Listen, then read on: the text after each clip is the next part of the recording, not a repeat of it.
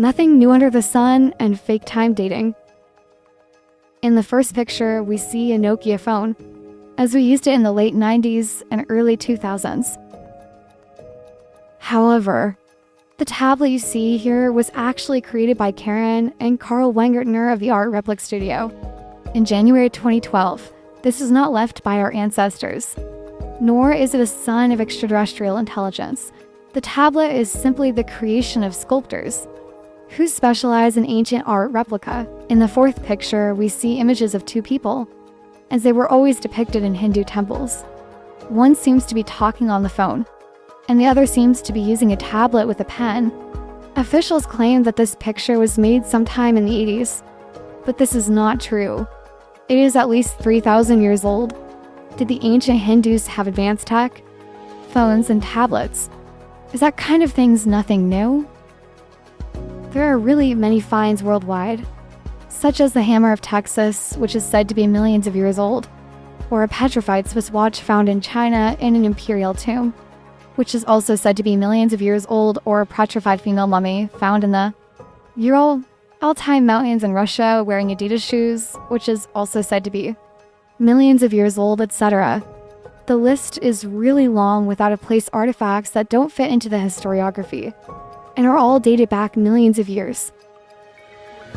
Perhaps the most interesting of finds is the Antikythera mechanism was found off the coast of Antikythera, a small Greek island located between Kythera and Crete. Its discovery occurred in 1901 when divers in search of sea sponges stumbled upon a deposit of sunken wreckage from classical antiquity. The titular contraption was incomplete and in poor condition, but seemed to have consisted of some 37 bronze gears stored inside a wooden box.